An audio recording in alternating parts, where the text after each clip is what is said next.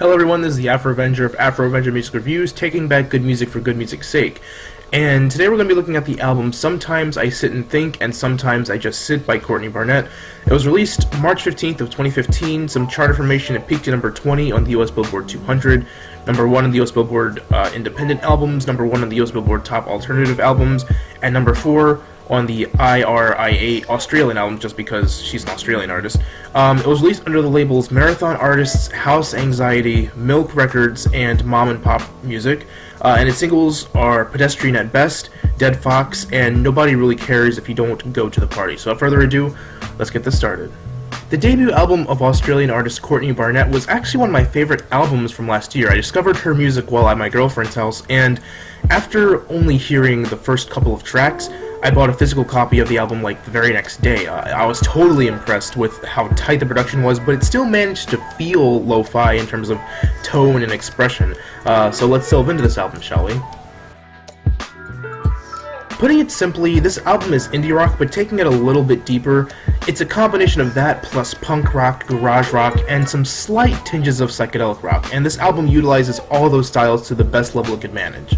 Many of the professional reviews for this album were phenomenal. It's quite clear to see why after hearing this album. The immense praise for this album stems from the fact that the music is so pure, thoughtful, expressive, and in terms of lyrics, which we'll get to later, were often quite relatable.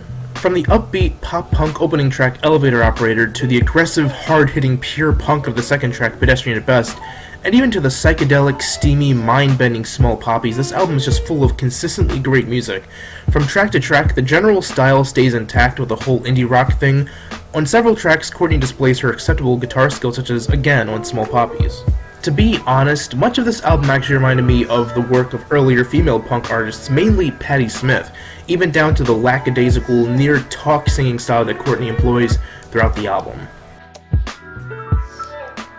Right from the get-go, the first track actually isn't about Courtney, but a story that a friend of hers told about a man who liked to go up to the top of a building to enjoy the view, and one day when he's taking the elevator up, a lady is in the elevator with him and assumes that he's going up to commit suicide by jumping off the top of the building, and from there the rest of the album just goes into Courtney's feelings. Going right to the second track, the abrasive, punk-influenced Pedestrian at Best, this song is Courtney talking about her newfound fame, essentially saying that if you put her at high acclaim, she'll only disappoint you, which is something a lot of artists seem to worry about, disappointing their fans. But she embraces the fact that she's not perfect, and even warns the listener that she's not some goddess that can't do wrong. Many of the tracks on here just seem like a consistent stream of consciousness coming from Courtney. This is another reason why I relate her to the likes of Patti Smith. On her famous groundbreaking album Horses, she does a lot of the same stuff that Courtney is doing on this very album. Tracks like An Illusion of Loneliness, Sleepless in New York, and Debbie Downer, a track about Courtney's insecurities. Courtney just continually goes through a bunch of different feelings throughout the album, giving the listener a lot more to work with in terms of subject matter as opposed to the typical heartbreak songs or love songs or breakup songs. Again, much of what Courtney sings about is rather relatable, giving the album and the songs on it a good amount of human emotion. That's always a plus for an album.